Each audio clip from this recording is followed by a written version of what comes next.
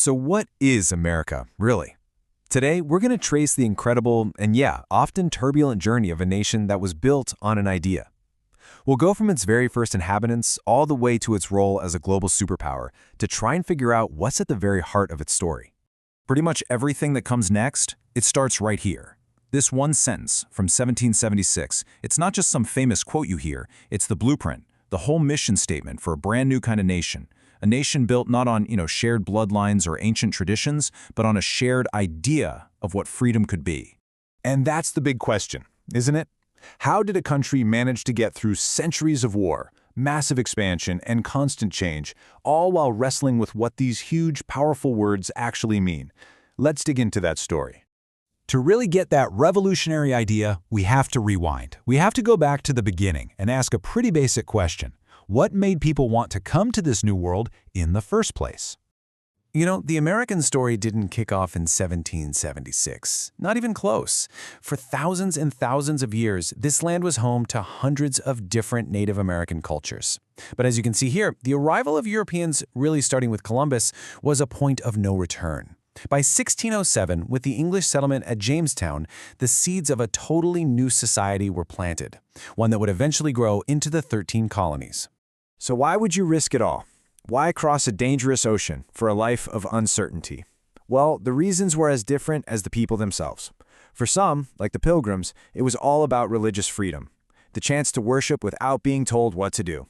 For a whole lot of others, it was the dream of owning your own piece of land, or just escaping the rigid social classes back in Europe. When you boil it all down, America represented one thing: a fresh start. But as those 13 colonies started to do well for themselves, the tension with Great Britain got worse and worse. And it all came down to this one simple, powerful idea. This wasn't just about being annoyed with taxes. It was a core principle. The colonists believed that if they didn't have a voice in the government, that government had no right to their money. That simple idea, well, it lit the fuse for a revolution. Okay, so winning a war for independence, that's one thing. Actually building a nation from scratch, that's a whole different ballgame. The next chapter of the American story is all about incredible growth. But that growth was absolutely forged in deep and often very violent conflict. A really powerful idea called Manifest Destiny was the engine for all this expansion. It was this widely held belief that America had like a divine mission to spread its ideals from the Atlantic all the way to the Pacific. This idea pushed millions of people to head west looking for a new life. But, and this is critical, it came at a truly devastating cost for the Native American tribes who were violently driven from their homes. And this right here, this slide shows you the nation's fatal flaw, its biggest contradiction. As America was expanding under this banner of freedom, its economy in the South was being powered by the brutal system of slavery. You basically had two completely different societies developing under one flag, an industrial North with free labor and an agricultural South that absolutely depended on the labor of enslaved people. It was a split that just couldn't last. And that division, that crack in the foundation, finally erupted into the Civil War. It was the deadliest conflict in American history. This horrific war was really fought to answer two huge questions.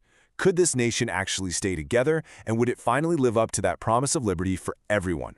The Union's victory answered both questions. The nation was saved, and with the 13th Amendment, slavery was finally abolished.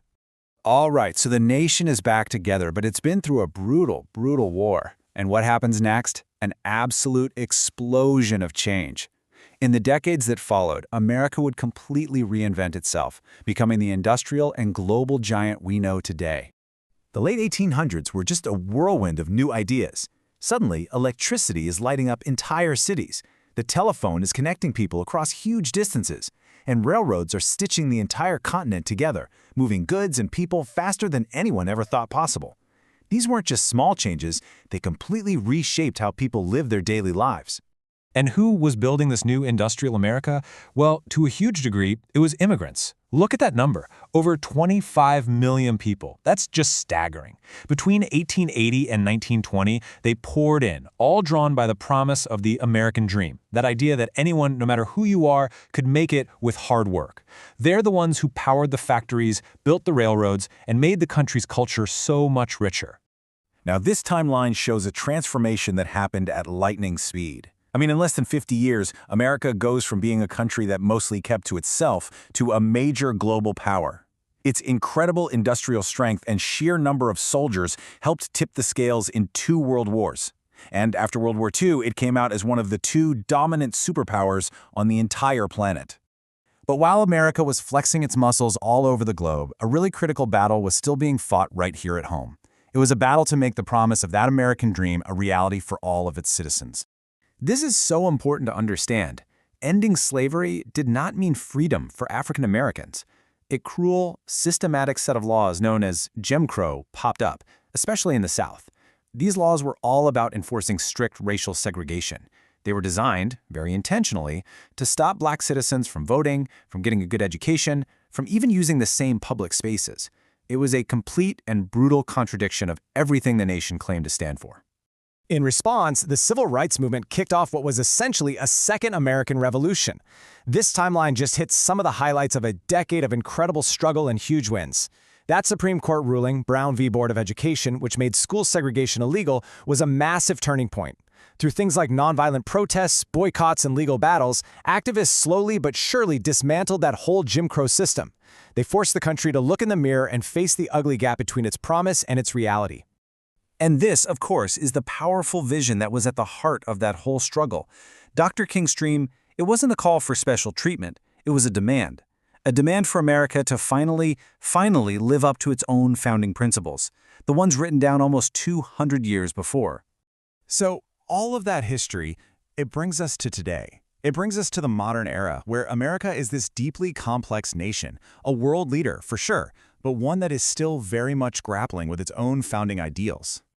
This table gives you a pretty good snapshot of the country today. On the one hand, you have these incredible strengths, the biggest economy in the world, a leader in tech and new ideas, and this amazing, vibrant culture that's fueled by immigrants from all over. But on the other hand, the country faces some huge challenges, deep political divisions, major economic inequality, and the continuing fight for racial justice. And so the journey just keeps going.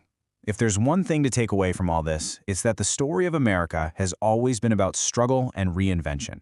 It's this long and often painful effort to close that gap between its high-minded ideals and its complicated reality. And the question that's left for us is, how will the next generation choose to write the next chapter?